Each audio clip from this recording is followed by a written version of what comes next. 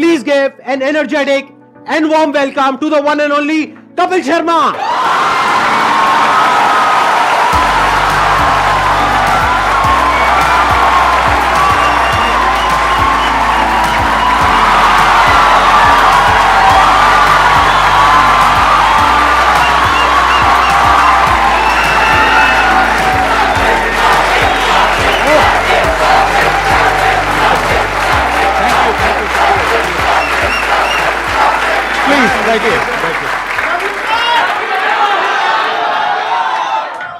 Thank you इतने प्यार के लिए, मोहब्बत के लिए। क्या एनर्जी आप सबकी, वाह।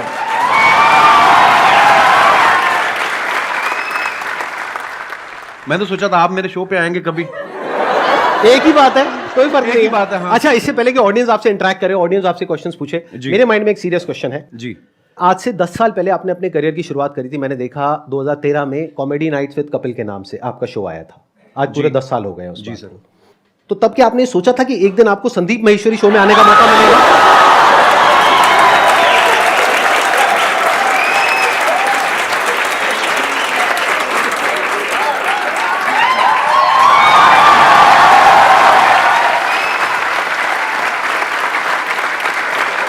मैं सर आपके वीडियोस देखता रहता हूँ, बहुत अच्छा बोलते हैं आप और बहुत बहुत अच्छा मोटिवेट करते हैं स्टूडेंट्स को, यंगस्टर्स को। मुझे बड़ा अच्छा लगता है। और मैंने 3 महीने के लिए अपना शो बनाया था, पता नहीं चला कब 10 साल हो गए। लोगों का प्यार है और आप सबकी, लोग बहुत प्यार करते हैं सर आपको।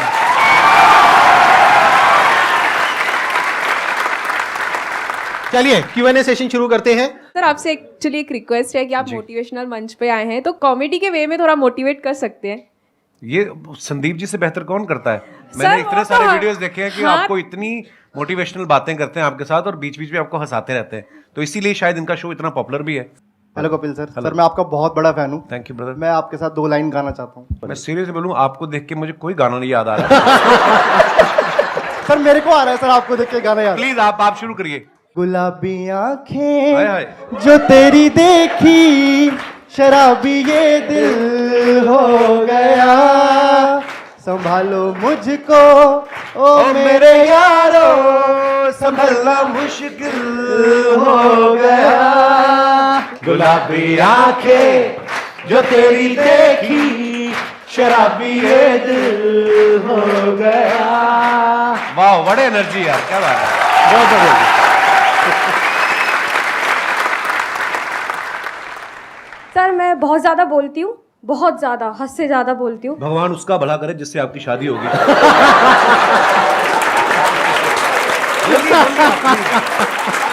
Happy women's day. Thank you sir, thank you so much. मेरे को ये पूछना है सर, गुड लिसनर कैसे बन सकती हूँ मैं? चुप रह के।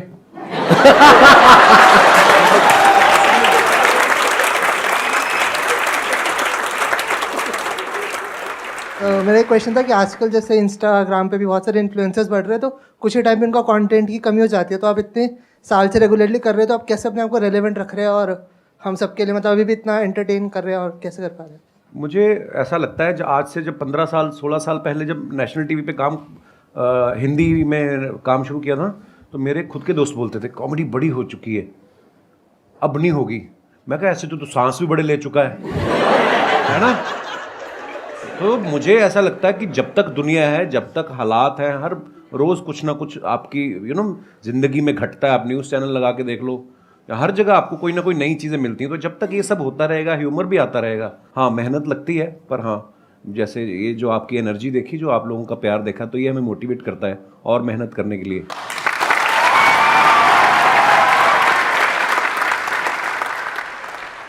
मैं आप दोनों से जानना चाहता हूँ, क्या आपने जो सोचा था, जो मैं इस प्लेटफॉर्म पे यहाँ तक पहुँच जाऊँगा तो मैं ये कर सकता हूँ, ये कर सकता हूँ, ऐसा होगा वैसा होगा, क्या आज वैसा हो रहा है? मुझे लगता है बिल्कुल वैसा हुआ है और शायद उससे कहीं ज़्यादा हुआ है। मैं बड़ा फॉर्चुनेट हूँ, मैं बड़ा ब्लेस्ड हूँ और मुझे ऐसा लगता है कि जितना सोच के आए थे उससे कहीं ज़्यादा मिला है। पर हाँ, वो मेहनत करते रहना चाहिए आपको, क्योंकि उसका कोई अल्टरनेट नहीं है। आज भी मैं अपने शो के लिए उतनी ही मेहनत करता हूँ, आज भी मैं अपनी टीम के साथ बैठता हूँ। मुझे तो ऐसा लग रहा है कि जो मैंने सोचा था शायद उससे ज़्यादा ही हो रहा है। देखो बेसिकली क्या होता है कि जब हम किसी भी काम को शुरू करते हैं ना, तब हमने ऐसा नहीं सोचा होता कि इतने टाइम बाद ऐसा होने वाला है। अब अगर इन्हीं का एग्जांपल देखा जाए, जब आपने शुरू किया था तब आई एम 100% श्योर आपने ऐसा सोचा भी नहीं होगा कि एक दिन मेरा शो होगा, ये होगा, वो होगा। Never. ऐसा कुछ कभी नहीं सोचा था नहीं, आपने? मुझे था कि इसमें देख तो एपिसोड में भी आ गया ना मैं, हाँ, हाँ। तो अपने लाइव शोज लगने शुरू हो जाएंगे हाँ। और बस मजा करेंगे। फिर उसके उस सीरीज के विनर हो गए। हाँ। फिर उसके बाद दूसरे शोज ऑफर होने लग गए और उसके बाद फिर लगा कि यार एक ऐसा शो बनाते हैं जिसमें सारे एलिमेंट्स हों ये, और वाकई इंसान कभी नहीं सोचता। और फिर उसके बाद में इनका शो हो गया और इतना शो भी अच्छा खासा चलने लगा, करने लगा। उसके बाद में मूवीज में आ गए। अब अभी इनकी एक और एक मूवी आने वाली है। प्रोड्यूसर बन गए, फ्लॉप हुए, खतरनाक बड़ी सारी चीजें होती हैं। और अभी भी आपकी एक मूवी आने वाली है नेक्स्ट। अभी भी देखो, अभी जो मूवी आ रही है सीरियस मूवी है, मतलब सीरियस इन द सेंस कि मैं ऑलरेडी जो टीवी पे कर रहा हूँ उससे बिल्कुल अलग है, तो लोग उसमें भी बड़ा हैरान पाओ अच्छा लगा आ रहा है। हालांकि जो मेरे जानने वाले हैं, जो मेरे दोस्त हैं, जो करीबी हैं, उनको कोई वो नहीं हुआ शौक, क्योंकि उनको पता था कि I am very good actor. तो बिल्कुल संदीप जी ने सही कहा, बहुत सारी चीजें होती जो हम लोग हमारे बियॉन्ड में हमने एक्चुअली नहीं सोची होती। इसको आप इस तरीके से देखो कि जैसे जैसे हम लाइफ में आगे बढ़ते हैं ना, तो हमारी जो विजन है वो बड़ी होती है। बिल्कुल। जब अभी अगर आप अपनी बात करो तो आपकी विजन इतनी सी है, तो आपको लग रहा है कि मैं बस इतना ही कर सकता हूं। जब वहां पहुंच जाओगे तो विजन और बढ़ जाएगी। फिर एक ऐसा पॉइंट आ जाता है जब विजन आपकी 360 डिग्री हो जाती है, तब आपके अंदर से आने लग जाता है कि यार मैं कुछ भी कर सकता हूं।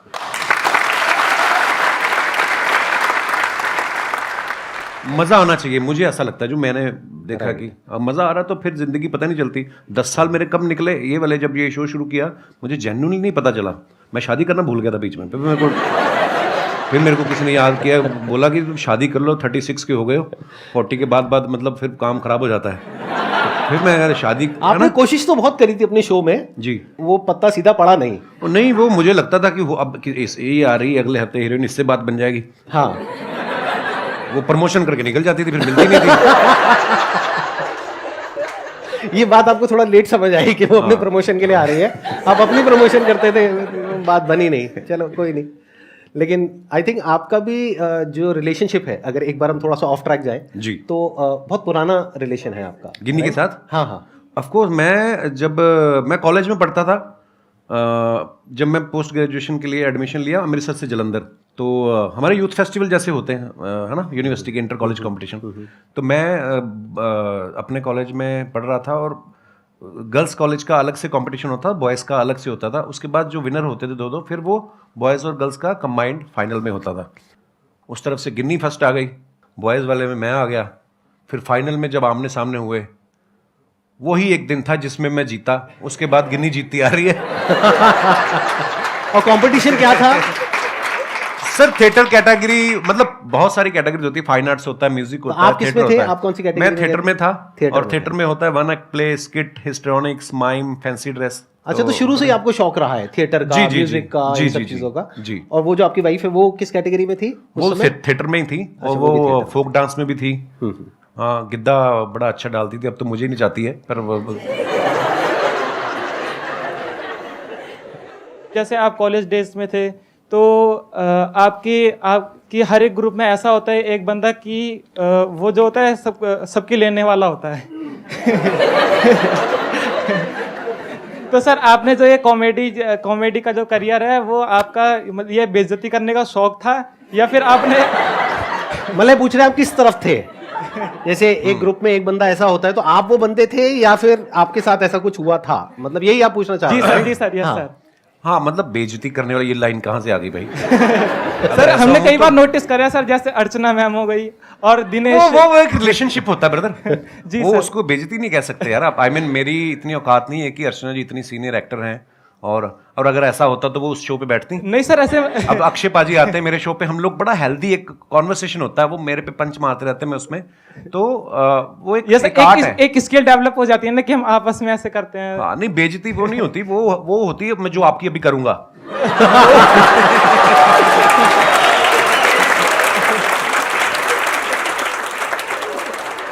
मैं स्कूल में ऐसा नहीं था, बिल्कुल कॉलेज में भी ऐसा नहीं था। हाँ, पर मुझे लोगों को हंसाना अच्छा लगता था, पर मैं बड़ा इंट्रोवर्ट था। मुझे लगता कि शायद मैंने ना बहुत साल लोगों को ऑब्जर्व करता रहा, देखता रहा, अलग अलग कैरेक्टर्स।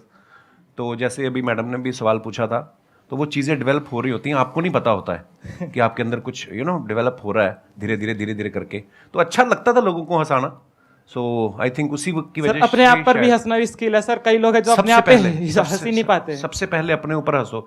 एक मैं आपको मंत्र बताऊं छोटा सा, अगर आपको लगे ना कि यार मेरे बारे में लोग क्या कहेंगे, सबसे पहले अपने बारे में खुद ही कह दो। जब आपके शो में कोई भी आता है या जैसे एक्टिंग हो गया या सिंगर, तो आपको किस में मज़ा आता है? आपने एक्ट्रेस तो बोला ही नहीं। मेन मजे वाली बात है, है सिंगर है। सिंगर के साथ ज़्यादा मज़ा आता है या हाँ, मुझे एक्चुअली क्योंकि पर्सनली मुझे म्यूजिक का बहुत शौक है। नहीं, एक्टर्स के साथ भी बहुत मजा आता है, मस्ती मजाक करते हैं, पर कोई जब सिंगर आता है तो उससे ये होता है कि आप भी एंटरटेन होते हो, है ना? नहीं तो अदरवाइज हम उनको कर रहे होते हैं, ऑडियंस को कर रहे होते हैं। तो म्यूजिशियंस कोई भी आते हैं सिंगर या, तो मुझे बड़ा अच्छा लगता है।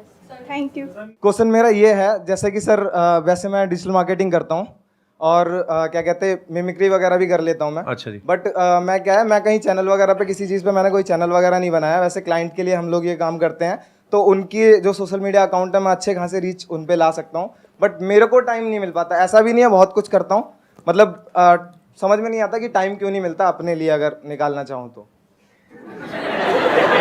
आप जवाब देंगे, मैं जवाब दूं? हाथ तो नहीं उठाना चाहते ना आप? मेरा आपसे सवाल है अब।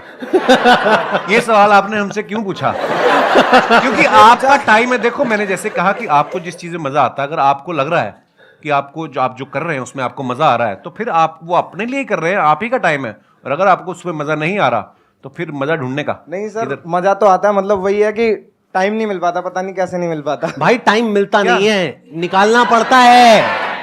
माई question is for both of you कि क्योंकि आप लोग अपनी फील्ड में ना you are the number one, which whatever you are doing right now you are at the top. तो जब आप लोग उस स्टेज पे थे जहाँ पे आपको आपको पता था आपका काम अच्छा है, पॉपुलैरिटी मिल रही है and people around you started recognising you, तो उस स्टेज पे तो सब ऐसा होता है ना कि अरे यार तुम तो बहुत अच्छा करो, यू नो कि भाई अच्छा क्या है बुरा क्या है, but those people around will be a yes person कि आप जो बोलोगे दिल बी यस सर। सो उस सिचुएशन में when you are at place where you can have everything, so how do you maintain that calm and composure? And वो ऐसा होता है ना कि यू आर you know कि you know what I need to do rather than getting affected by other people's opinion। तो वो अपने आप को कैसे आप मैनेज करते हो उस सिचुएशन में, या अपने आप को कैसे रियलाइज कराते हो कि ये सब जो चीज़ें हैं ना, फेम है जो भी है, ये तो आएगा चला जाएगा, but me as a person my value is determined by my work, so how do you continue to do that? Wow. आपका सवाल भी जो है मैं समझ पाया हूँ, वो एक ही लाइन में चाहे आप पूछ सकती थी, आपने 36 लाइनें बोली हैं, पर वो भी मजा आया आपकी बात सुन के। पता क्या होता है, लोग बड़ा चढ़ाने वाले भी बहुत होते हैं। जब आप थोड़ा थोड़ा कुछ कहीं राइज करना शुरू करते हैं, बड़े लोग होते हैं, पाजी आपका तो जवाब ही नहीं है। कॉम्प्लीमेंट ले लो, लेने का मजे करो, मिल रहा है ना, कुछ कुछ ले तो नहीं रहा आपसे, उसको सीरियसली लेना। और सबसे इंपॉर्टेंट चीज, जब आप क्रिटिसाइज होते हो, जब आपको कोई अब कैरेक्टर्स देख लो आप, आज अगर कोई सेंचुरी मारता है, उसके घर के बाहर जाके ढोल बजा रहे हैं, अगले मैच पे वो 0 पे आउट हो जाए तो कीचड़ भी फेंक आते हैं। अपने लोग बड़े इमोशनल हैं, प्यार करेंगे, दिल से करेंगे, गाली भी देते दिल से करेंगे। सो ना तो खुशी में ज़्यादा, एक्साइटमेंट में ज़्यादा उछलने का, और ना ही अगर आपको कुछ बुरा दिन निकल रहा है, हर दिन एक जैसा नहीं होता ना, तो उस दिन ज़्यादा टेंशन भी नहीं होने का। और ये चीज़ें ना शायद उम्र के साथ आती हैं। मैं पहले ऐसा ही था, मेरे को कोई ट्विटर पे एक गाली देता था, मैं 10 देता था उसको ना। तो वो धीरे धीरे समझ आ जाती है। आई थिंक उसका उम्र का भी उसमें वो बड़ा होता है। आप जैसे जैसे लाइफ में ग्रो करते हैं, परिवार वाले हो जाते हैं, बच्चों वाले हो जाते हैं, ये चीज़ें जो उम्र के साथ आती हैं वो उसी के साथ आती हैं। सो हाँ, कोई भी चीज़ परमानेंट नहीं है, ना आपका फेम, ना आपका ना आपकी तारीफ जो है वो परमानेंट है, ना ही आपका क्रिटिसिज्म जो है परमानेंट है। सो बस रिलैक्स रहने का। और ये चीजें ना कई बार टाइम के साथ साथ ही समझ आती Actually. है। मतलब अगर आप ये एक्सपेक्ट करोगे कि मेरे को या इनको एक पर्टिकुलर एज पे ये सब कुछ समझ आ जाता 10 साल 15 साल पहले, तो ऐसा नहीं होता है। ऐसा नहीं होता। जब हम वो चीज कर लेते हैं और वो गलतियां करते हैं उस तरह की, राइट, कि जब वो दिमाग पे चढ़ता है। अगर कोई आपको कहता है ना कि हाँ सक्सेस फेम दिमाग पे नहीं चढ़ता है, झूठ बोल रहा है वो इंसान। सबके चढ़ता है, सक्सेस भी दिमाग पे चढ़ता है और फेलियर भी दिमाग पे चढ़ता है। हाँ, तो जब ये दोनों चीजें दिमाग पे चढ़ती है और हावी होती है, तब हमें अंदर से समझ आता है कि अच्छा इसकी वजह से क्या गड़बड़ हो रही है। फिर इंसान धीरे धीरे उसको हल्के फुल्के तरीके से लेने लग जाता है। हाँ, एक टाइम के बाद कोई चीजें आपको इफेक्ट नहीं करती, आप मर जाते हो।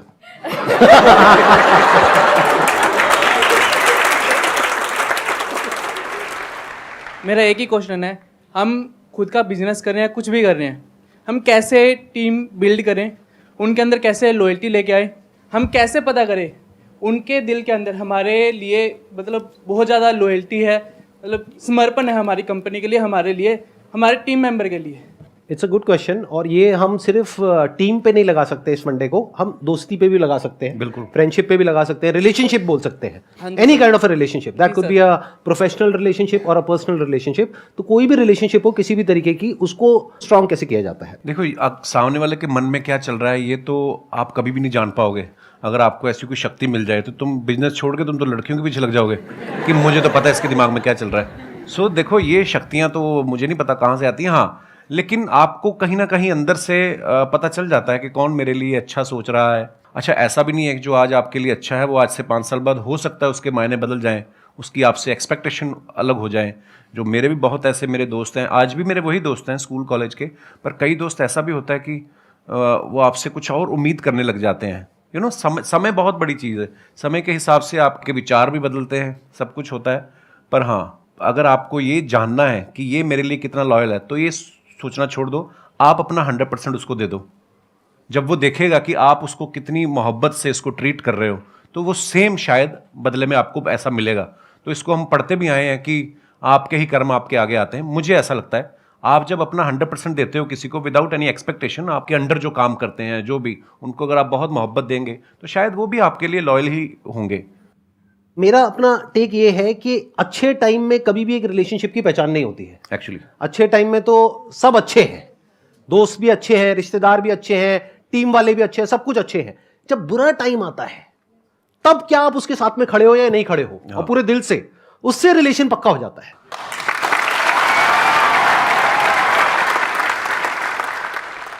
मैं आप दोनों की बहुत बड़ी फ़ैन हूँ। Thank you. प्लस आप दोनों ही बहुत पॉजिटिव पीपल हो, लाइक अगर देखें तो किसी को हंसा सकते हो बहुत इजीली और मोटिवेट भी कर सकते हो अपनी कॉमेडी से और अपनी बातों से।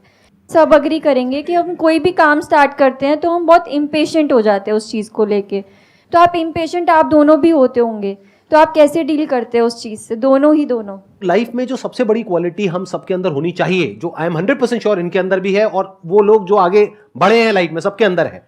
लाइफ में अंदर चाहे जैसी भी हालत है, मन है चाहे नहीं है, जो करना है वो करना है, as simple as that. The show must go on. ये क्वालिटी हमारे अंदर सबके अंदर होनी चाहिए अगर हम लाइफ में आगे बढ़ना चाहते हैं, तो जो आज की जनरेशन में बहुत कम लोगों के अंदर होती है। हम क्या सोचते हैं, काम को शुरू करते हैं, रिजल्ट नहीं आया, छोड़ो बेकार है, फिर किया नहीं आया, बेकार है। बेकार है क्या होता है, करना है तो करना है ना। आगे सर आपकी बारी। सेम। मुझे पता था ऐसे कुछ आने वाला है यहाँ से। Thank you so much sir यहाँ पर आने के लिए। Thank you. मुझे बहुत मजा आया आपसे मिल करके। Thank you, God bless you. बहुत बढ़िया।